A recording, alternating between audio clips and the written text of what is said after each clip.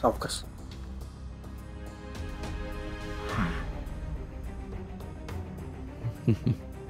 दादा, मी विचारच केला नव्हता की तुला इथे राहावं लागेल, पण ठीक आहे, देव थोडी सारखे असतात. हा, आता हेच बघ ना, या घरातला मी नसून मला कधी परक केलंय नाही आणि जाणू पण दिलं नाही. तू तर दादा ह्या घरातला थोरला मुलगा आहेस आणि आपल्या घरात आपलंसं करणं जास्त दिवस नाही लागणार. हा, पण आपल्यालाच आपलं करणं आहे ना, तर समोरच्या व्यक्तीवर अवलंबून नसतं. आपल्याला चांगलं वागावं लागेल आणि दादा तू चांगलं वागून सिद्ध करशील, मला खात्री आहे. हे घे टॉवेल.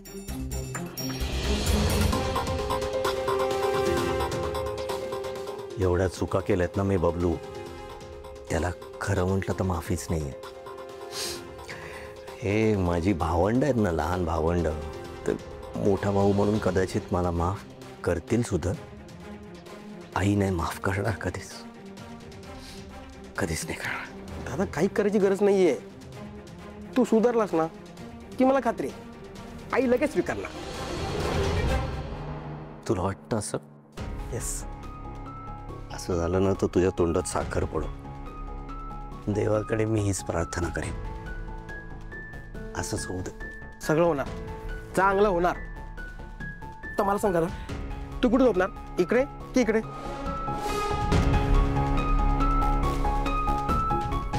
दादा खाली कशाला, वर झोप. मी जे काही अपराध केले ना, त्याचं कदाचित हेच प्रायश्चित्त आहे. या इथे अशा झोपण्याने कदाचित मला शांत झोप लागेल. गुन्ह्यांचं प्रायश्चित्त आहे माझं. ठीक आहे, पण दादा काय लागलं तर हे बबलू असा आवाज दे. हा बबलू तुझ्या सेवेला हजर. आलंच बबलू. हा,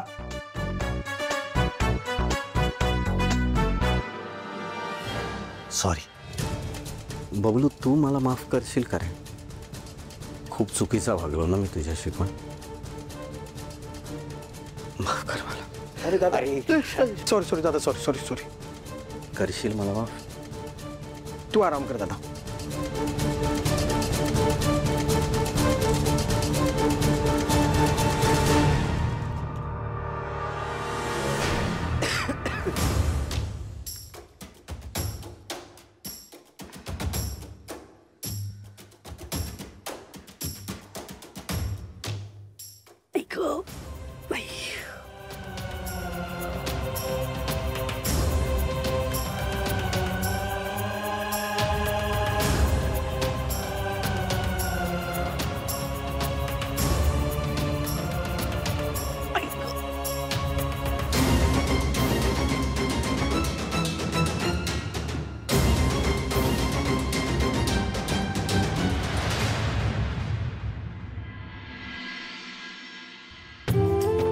वहिनी, आज ना आपण राजकुमार सरांच्या काहीतरी आवडीचं खायला करूयात. किती दिवस झाले ते बाहेर होते. कुठल्या परिस्थितीत असतील, काय खाल्लं असेल देव जाणे.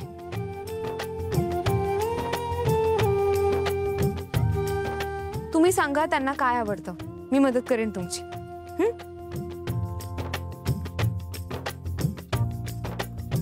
वहिनी, काय झालं? राजकुमार सर परत आलेत, ह्याचा आनंद नाही झालाय का तुम्हाला? आनंद व्यक्त करावा का नाही तेच कळत नाही. मुळात मला ते आल्यामुळे आनंद झालाय का नाही हेच समजेन असं झालंय. जी गोष्ट आयुष्यात कधीच घडणार नव्हती ती आज अचानक घडल्यानंतर ना मला कसं वागावं तेच कळत नाहीये सावली. वहिनी, एवढा विचार नका करू. तुम्हाला बरं वाटलंय की नाही ते सांगा. बरं तर वाटतंय, पण खूप भीती सुद्धा वाटते. भीती? कसली भीती? जाऊ दे ना, उगाच तुला त्रास नको. जाऊ दे हा विषय. अहो वहिनी थांबा, सांगा ना मला कसली भीती? आनंदाची. काय असं का म्हणताय तुम्ही? आनंदाची सवयच नाही आहे ना ग, आणि मुळात हा आनंद किती काळ टिकणार आहे याच्यावर शंकाच आहे. असा विचार करू नका, सगळं काही ठीक होईल. कसं सावली, कसं ठीक होणार आहे सांग ना. सगळ्या घराने जरी त्यांचा स्वीकार केला असला तरी आईने अजून त्यांना स्वीकारलेलं नाही आहे. त्यांच्यासाठी अजून ते या घरात आलेलेच नाही आहेत. आणि म्हणूनच मला एका गोष्टीची खूप भीती वाटते. आई माझ्या लग्नाचा विषय नाही सोडणार. त्यांना कसं सांगावं तेच कळत नाही. वहिनी, मला असं का वाटतंय की कुठेतरी तुमच्याही मनात होतं राजकुमार सरांनी परत यावं, हो ना? जो माणूस माझ्याशी कधीच नीट बोलला नाही, जे मला कायम फसवलं, तोच माणूस या घरात परत यावा अशी एक वेडी आशा मनात कुठल्या तरी कोपऱ्यात होतीच. शेवटी संसार आहे ना, आणि सहवासाने सुद्धा प्रेम होतच ना ग. हे सगळं मला तेव्हा जाणवलं जेव्हा त्यांना आता परत या घरात बघितलं. आणि असं मलाच आश्चर्य वाटलं.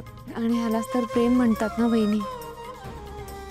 नाही म्हणजे एकीकडे मीच तुम्हाला सांगितलं होतं राजकुमार सरांना माफ करू नका, ते खूप चुकीचं वागले होते. पण आता माझीच खात्री पटली आहे की ते सुधारले आहेत आणि बदलले आहेत. प्रेमात एखाद्याला माफ करण्यात जेवढी शक्ती असते ना तेवढी कशातच नसते वहिनी.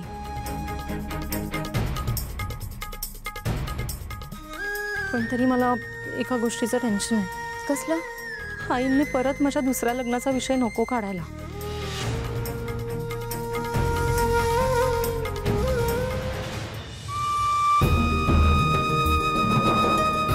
सारंग सर,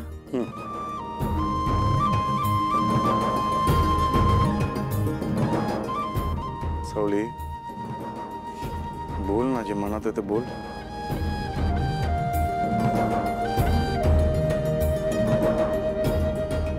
मी राजकुमार सरांना इथे ठेवून घेण्यासाठी तिलोत्तमा मॅडमची समजूत काढली, हे योग्य केलं का? आधीच तिलोत्तमा मॅडमचं माझ्याबद्दलचं मत फार काही चांगलं नाही आहे. आणि त्यात राजकुमार सरांचं ह्या आधीचं वागणं बघता मी घेतलेल्या निर्णयावर तिलोत्तमा मॅडमला राग तर आला नसेल ना? तुझा हेतू चांगला होता ना.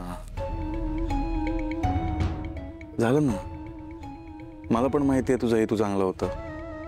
तू कुणाचंही वाईट केलेलं नाहीयेस. अमृता वहिनीसाठीच केलंस तू, बरोबर ना? आणि बघ, तू घेतलेला निर्णय हा चुकीचा होता की बरोबर हे राजकुमार दादाच्या वागण्यावरूनच कळेल. ते आपल्या हातात नाही आहे, त्याच्याच हातात आहे. तू त्याला समजवण्याचा प्रयत्न केला आणि या सगळ्याला तू एकटी जबाबदार नाही आहेस. आम्ही पण आहोत आणि मी आहे ना तुझ्यासोबत. थँक्यू. तुम्हाला सांगू, मला ना अमृता वहिनीची अवस्था बघवत नव्हती हो. एकीकडे त्यांच्या दुसऱ्या लग्नाची घाई करतात तिलोत्तमा मॅडम, आणि दुसरीकडे राजकुमार सर बदलतायत, सुधारतायत हे मला दिसतंय. आणि हे सुद्धा एक महत्त्वाचं कारण आहे त्यांना इथे ठेवून घेण्यासाठी. मला वहिनींना पुन्हा आनंदात बघायचंय. त्यांचा संसार पुन्हा नव्याने सुरू झालेला बघायचा आहे. किती पुढचा विचार करतेस तू. चांगला विचार करतेस निस्वार्थीपणाने. पांडुरंग आहे ना, तो घेईल काळजी. तो आहे याचा पुरावा म्हणजेच तुम्ही माझ्यासोबत आहात. किती चांगला नवरा मिळालाय मला. लाजलो मी.